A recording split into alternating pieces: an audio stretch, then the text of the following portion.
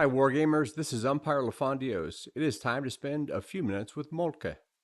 Today we will examine problem 20 of 66 problems you find in the book, Moltke's Tactical Problems. Your division has established positions to keep the enemy from interfering with your army's movement to invest Pettstadt to the northwest. On the map from west to east you see a battalion in Markolitz, and a reserve of 2 battalions, some cavalry, and a battery of artillery immediately behind that. The main body of the division, consisting of 9 infantry battalions and the remainder of the cavalry and artillery, is in the center.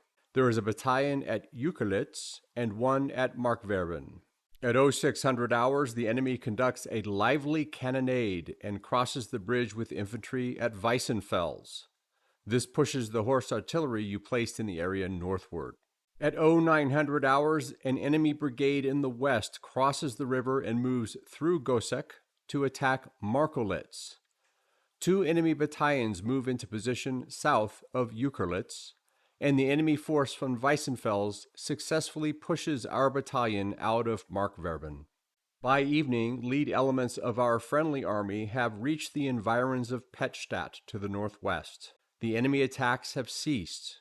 Reconnaissance reveals enemy battalions near Podlitz in the west. The force attacking Markolitz pulls back to Gossec, and the enemy forces at Uekelitz and Markwerben hold position. Seeing the enemy behave in such a way, what is your assessment of his intentions? Consider 3 possibilities. 1. These forces are screening the movement of the enemy across the river, who will conduct an attack on our forces at Pettstadt. 2. This force is a screen for a defensive position on the opposite side of the river and is designed to buy the enemy time to invest that body of water. Or 3.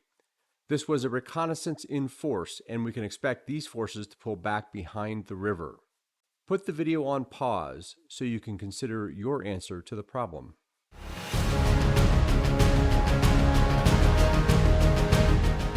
I hope you have considered your answer carefully so you can compare your assessment to Moltke's. His assessment is that the most likely enemy course of action is possibility number 2. We are seeing an enemy screening force whose purpose is to locate and maintain contact with our friendly army. He mentions that if our forces retreat, the enemy could cross the river safely, but it is unlikely, given the current position of our forces, that he would risk being engaged in the defiles with the river to his back. The Field Marshal makes the teaching point, anticipate their courses of action. I hope you enjoyed these few minutes with Moltke and the lesson was useful.